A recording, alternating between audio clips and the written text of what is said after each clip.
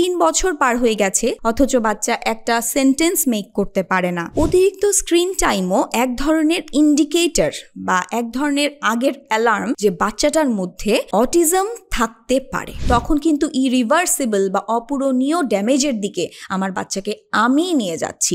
অতিরিক্ত screen time কি বাচ্চার স্পিচ ডিলের কারণ? অর্থাৎ আমি বলবো যেমন বাচ্চা কথা বলছে না বা কথা বলতে দেরি করে কথা বলছে, হয়তো একটা দুইটা শব্দ বলছে, অথবা কার্টুনের মতো করে কথা বলছে, অথবা এমনভাবে কথা বলছে যেটা স্পষ্ট না। তো এই ধরনের স্পিচ বা কথা বলতে পারার বিষয়টাতে যদি সমস্যাগুলো দেখা যায়, সেটা আমরা অনেক সময় মনে করি যে বেশি স্ক্রিন দেখার কারণে এই বিষয়টা হয়ে থাকছে, বা টিভি বেশি দেখছে বা কার্টুন দেখছে, মোবাইলে অনেক বেশি আসক্তি, এই কারণেই হচ্ছে। এবং আমরা মনে করে থাকি অনেক সময় যে এটা আসলে ব্যাপার না, এটা টিভি বা স্ক্রিনটা কমিয়ে দিলে, বন্ধ করে দিলে এটা ঠিক হয়ে যাবে। আসলেই কি তাই? নাকি এইটা ভেবে আমরা আমাদের মনের অজান্তেই আমাদের বাচ্চার অনেক বড় ক্ষতি করে ফেলছি? হ্যাঁ, আজকে আমি আসলে কথা বলতে চাচ্ছি একটা খুব ইম্পর্ট্যান্ট একটা বিষয় নিয়ে, যেটা আমি মনে করছি এটা অ্যালার্মিং। কারণ আমি এই ধরনের অনেক পেশেন্টস পাচ্ছি যারা আমাদেরকে এসে অনেক দেরি করে আসছে, তাদের স্পিচ ডিলে ছিল, তাদের কথা বলাতে সমস্যা, এবং একই সাথে আরও বেশ কিছু উপসর্গ, যেমন ধরেন চোখে চোখ রেখে কথা বলছে না, অথবা অন্য বাচ্চাদের সাথে খেলছে না। 3 বছর পার হয়ে গেছে অথচ বাচ্চা একটা সেন্টেন্স মেক করতে পারে না, অথবা বাচ্চা আগে কথা বলতো, হঠাৎ করে কথাগুলো বন্ধ হয়ে গেছে বা কমে গেছে। হ্যাঁ, অনেক বেশি টেম্পার ট্যান্ট্রাম করে বা একই ধরনের কাজের বা কথার পুনরাবৃত্তি করে।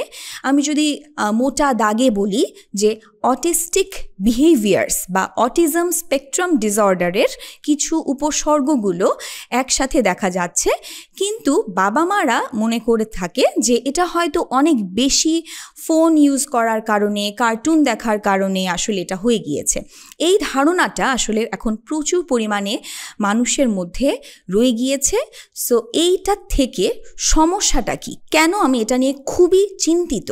অ্যাজ আ চাইল্ড সাইকিয়াট্রিস্ট আমি চিন্তিত এই জন্য, কারণ অবশ্যই ভার্চুয়াল অটিজম বা আমি এতক্ষণ যেটা বললাম অতিরিক্ত স্ক্রিন দেখার কারণে অটিজমের মতো কিছু বৈশিষ্ট্য একটা বাচ্চার মধ্যে চলে আসা, এটাকে আসলে বলে ভার্চুয়াল অটিজম। অবশ্যই কিছু গবেষণা বলে যে হ্যাঁ, ভার্চুয়াল অটিজম আছে এবং এটা আসলে ক্লাসিক্যাল অটিজম যে সেটা না, মানে বাচ্চাটা আসলে অটিজমের ভুগছে না, বা অটিজম নামে যেই মস্তিষ্কের বিকাশজনিত একটা রোগ আছে, নিউরো ডেভেলপমেন্টাল ডিসঅর্ডার, এটা আসলে সেটা না, এটা অসুখ না, এটা একটা সাময়িক ঘটনা, সেটা সেরে যাবে। এই জায়গাটা থেকে বলতে চাই যে এই যে চিন্তাটা, হ্যাঁ ভার্চুয়াল অটিজম যদিও আছে, কিছু গবেষণাও বলে, কিন্তু এই যে চিন্তাটা যে ভার্চুয়াল অটিজমের কারণে আসলে আমার বাচ্চাটার এই ধরনের আচরণ বা কথাবার্তা এই ধরনের পরিবর্তন বা সমস্যাগুলো হচ্ছে, এটা এক ধরনের বাচ্চার জন্য প্রচণ্ড ক্ষতির কারণ হয়ে যাচ্ছে। কারণ কি? কারণ হচ্ছে রিসেন্ট কিছু স্টাডি, আমি যদি বলি পাবমেড ইন্ডেক্স জার্নালগুলোতে আমি দেখেছি, কয়েকটা আমি গবেষণাপত্র পেয়েছি 2019 সালের, 2021 সালের স্টাডিগুলো বলছে যে অতিরিক্ত স্ক্রিন টাইমও এক ধরনের ইন্ডিকেটর বা এক ধরনের আগের অ্যালার্ম যে বাচ্চাটার মধ্যে অটিজম থাকতে পারে। তার মানে কি, যে স্ক্রিন টাইম মানেই যে অটিস্টিক বিহেভিয়ার করছে, এই ধরনের আচরণ করছে, এটা ঠিক হয়ে যাবে, ব্যাপারটা না হয়েও ক্লাসিক অটিজমের এক ধরনের উপসর্গ অতিরিক্ত স্ক্রিন টাইম হতে পারে। এবং এর থেকে তৈরি যেই সমস্যাগুলো আমরা মনে করে থাকি যে খুব এক সাময়িক, সেটা অ্যাকচুয়ালি সাময়িক না, সেটা বরঞ্চ শুরু। কাজেই ক্লাসিক অটিজম আর ভার্চুয়াল অটিজম, এই দুইটার জিনিসের মধ্যে ডিফারেন্সটা কি? আমি যদি একটা লাইনে বলি, সেটা বলবো যে বেসিক ডিফারেন্সটা হচ্ছে যেই বাচ্চাটার স্ক্রিন টাইমের কারণে অটিস্টিক বিহেভিয়ার্স বা এই ধরনের সমস্যাগুলো হচ্ছে, গবেষণাগুলো বলছে যে 2 থেকে 3 মাস খুব বেশি হলে এটা 6 মাসের মধ্যে বাচ্চা কমপ্লিটলি রিভার্সিবল হবে, মানে বাচ্চা সম্পূর্ণ স্বাভাবিক আচরণ করা শুরু করবে।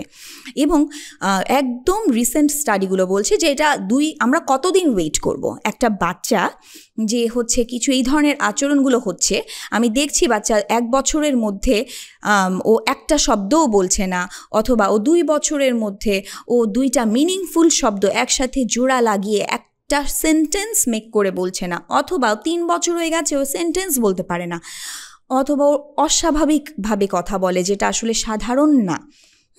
এবং আমি যে যে উপসর্গগুলো, অন্যান্য উপসর্গ বললামই, সেই উপসর্গগুলো আছে আমি দেখছি, এবং আমি মনে মনে এটা বলে নিজেকে সান্ত্বনা দিচ্ছি যে হ্যাঁ, হয়তো এটা আমার বাচ্চাটা অনেক বেশি স্ক্রিন দেখাচ্ছি, তো আমরা আসলে সময় দিতে পারিনি বা এরকম কিছু, এটা আস্তে আস্তে ঠিক হয়ে যাবে। সো আমি মা এবং বাবা দুজনকেই বলবো এটা খুবই গুরুত্বপূর্ণ যে প্লিজ আমরা যেন এটা নিয়ে বসে না থাকি, কারণ গবেষণা বলছে অপেক্ষা করা যায় 2 মাস, হ্যাঁ, বরঞ্চ সেটাও আমরা অনেকগুলো গবেষণা বলছে যে no, this is not scientific. আমরা যদি এই ধরনের অ্যালার্মিং ফিচার্স বা উপসর্গগুলো দেখি, আমরা এটা স্ক্রিন টাইমের জন্য হচ্ছে, অথবা আরও কিছু আমাদের মধ্যে মিথ আছে যে বাবা মা হয়তো দেরি করে কথা বলেছে দেখে হয়েছে, এই ধরনের কিছু বিষয় আমরা যেন মনে না করি। আমরা যেন অ্যাজ আর্লি অ্যাজ পসিবল আমরা কি হয়েছে আসলে আমার বাচ্চাটার, কেন এরকম হচ্ছে, এটা কি আসলেই এটা শুধুমাত্র স্ক্রিনের জন্য হচ্ছে, নাকি আমার বাচ্চাটা ধীরে ধীরে অটিজম স্পেকট্রাম ডিসঅর্ডার বা ক্লাসিক অটিজমের যে উপসর্গগুলো সেইগুলোই প্রকাশ করছে।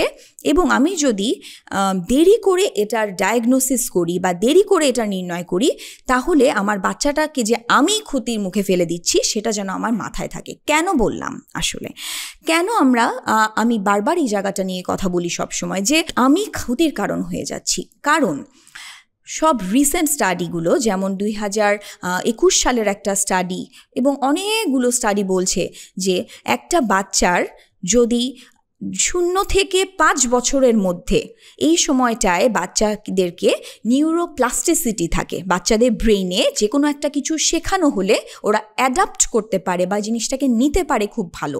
এই সময়টার মধ্যে, এই সময় কিন্তু স্পিচ সেন্টার, যে আমাদের মস্তিষ্কের মধ্যে কথা বলতে পারার জন্য যেই অংশগুলো আসলে জড়িত, সেই জায়গাগুলোতেও যদি আমি কোনো পরিবর্তন আনতে চাই, এই সময় 5 বছরের মধ্যে, 0 থেকে 5 বছরের মধ্যে কিন্তু এই সময়টা খুবই ইম্পর্ট্যান্ট। এই সময় ব্রেনটা নিউরোপ্লাস্টিসিটি ডেভেলপ থাকে, এবং ওই সময়টায় যদি আমি কোনো একটা ইন্টারভেনশন দেই, ওকে কোনো থেরাপি দেই, সেটা হোম বেসড থেরাপি, সেটাও যদি সায়েন্টিফিকভাবে, যেভাবে করলে আসলেই ওর জন্য উপকারী হয় সেভাবে দেই, অথবা আমি যদি প্রয়োজন হয় আমি স্পিচ থেরাপি দেই, ল্যাঙ্গুয়েজ থেরাপি, আমি বিহেভিয়ার থেরাপি দিই, যেটা আমার বাচ্চার জন্য দরকারি সেইটা আমি ইন্টারভেনশনটা দেই, আর্লি ইন্টারভেনশন থেরাপি বলি আমরা এটাকে। এই থেরাপিটা দিলে দেখা যায় যে বাচ্চারা দারুণভাবে রেসপন্স করে, অনেক ইমপ্রুভমেন্ট হয়।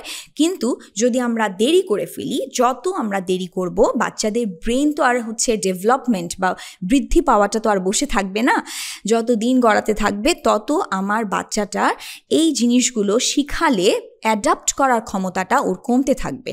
তো তখন আমি এমন পেশেন্ট পাই যে 15 বছর বয়সে আমার কাছে এসেছে, আমাকে এসে বলছে, কাঁদছে বাবা মা, যে আসলে আমাদেরকে তো কেউ বলেনি, আমরা বুঝতে পারি নাই যে আমাদের আরও আগে আসা দরকার ছিল। বাচ্চাটা এখন এমন একটা অবস্থা হয়েছে যে ও কথা বলতে পারে ঠিকই, হ্যাঁ কথা হয়তো বলতে পারে, কিন্তু ওর কমিউনিকেশনের যে ক্যাপাসিটি আছে, যোগাযোগ করার যে ক্ষমতা আছে আরেকটা মানুষের সাথে, সেই জায়গাটা ও এখন এত দুর্বল যে ও স্কুলে গিয়ে মিশতে পারছে না। কাজেই এটা শুধুমাত্র একটা খুব ছোট বাচ্চার জন্য ইম্পর্ট্যান্ট মেসেজ আমি সেটা বলবো না, আমি বলবো এটা কিশোরী পর্যন্ত। বয়স বেড়ে গেলে অ্যাডাল্টহুডে গিয়েও প্রচণ্ড সমস্যাগুলো, ফাংশনাল ইম্পেয়ারমেন্টগুলো তৈরি করে ফেলে, কারণ সে মানুষের সাথে খাপ খাওয়াতে পারে না, সোশ্যাল ডেভেলপমেন্টে একটা সমস্যা তৈরি করে, হ্যাঁ ফাংশনাল ইম্পেয়ারমেন্ট এভাবে করে ফেলে। সে চাকরি ক্ষেত্রে সমস্যা হয়, তার রিলেশনশিপের ক্ষেত্রে তার সমস্যা হয়, কারণ সে তো কমিউনিকেট করতে পারছে না।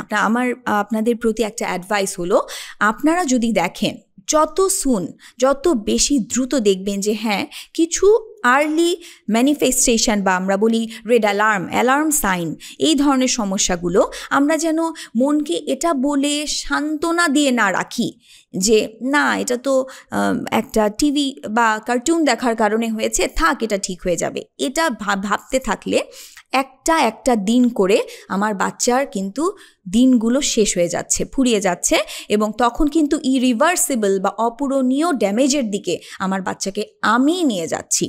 কাজেই যত দ্রুত সম্ভব আমরা যেন চলে আসি লাইফস্প্রিংয়ের চাইল্ড ডেভেলপমেন্ট সেন্টার CDC-তে। আপনি একসাথে এখানে পেয়ে যাবেন একটা ওয়ান স্টপ সার্ভিসের মতো, যেখানে অ্যাসেসমেন্ট, বাচ্চাকে প্রথমে অ্যাসেস করার খুব প্রয়োজনীয়তা আছে।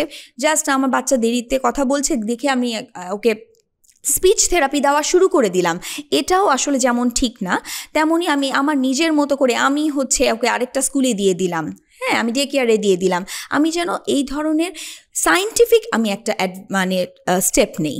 সেটার জন্য যেটা বলে সমস্ত ইন্টারন্যাশনাল গাইডলাইনগুলো, যে এই ধরনের রেড অ্যালার্ম থাকলে অবশ্যই প্রথমে অ্যাসেসমেন্ট দরকার, বাচ্চাটার একটা কমপ্লিট অ্যাসেসমেন্ট। সেই অ্যাসেসমেন্টটা করার জন্য আপনি লাইফস্প্রিংয়ের CDC-তে পেয়ে যাবেন child and adolescent psychiatrist, paediatric neurologist, এবং তার পরবর্তীতে বাচ্চাটার সমস্যার উপর ভিত্তি করে তাকে স্পিচ থেরাপি লাগবে নাকি বিহেভিয়ারাল থেরাপি লাগবে নাকি ওর অকুপেশনাল থেরাপি লাগবে, সেন্সরি ইন্টিগ্রেশন থেরাপি লাগবে, বিভিন্ন ধরনের থেরাপি কিন্তু আছে। কিন্তু ওর নিড বেসড কোন থেরাপিটা লাগবে সেটা কিন্তু এখানে এসে আপনি অ্যাট আ টাইম একটা প্ল্যানিং পেয়ে যাবেন। ওর কি অন্য কোনো অসুখ এটার সাথে নিউরো ডেভেলপমেন্টাল ডিসঅর্ডার আছে, নাকি এটা আসলে অসুখ এখনও ডেভেলপ করেনি, অসুখের দিকে যাচ্ছে। সো একটা কমপ্লিট একটা অ্যাসেসমেন্ট এবং একই সাথে ইন্টারভেনশন প্ল্যান আপনি পেয়ে যাবেন লাইফস্প্রিংয়ের CDC-তে আসলে। আমি আপনাদের কাছে বারবার এই জন্য আমি আপনাদেরকে বলবো যে অবশ্যই আমরা বাচ্চার সবচেয়ে ভালোটাই চাই, কিন্তু অনেক সময় আমরা বাবা মারা না জেনে নিজেরাই বাচ্চাদের ক্ষতির কারণ হয়ে যাই। সেটা যেন আমরা না হই, আমরা যেন খুব সচেতন বাবা মা হিসেবে বাচ্চাটাকে যখন যেটা লাগবে দেরি না করে সাথে সাথে একটা স্টেপ নেই। এটাই আমার আপনাদের কাছে রিকোয়েস্ট থাকবে।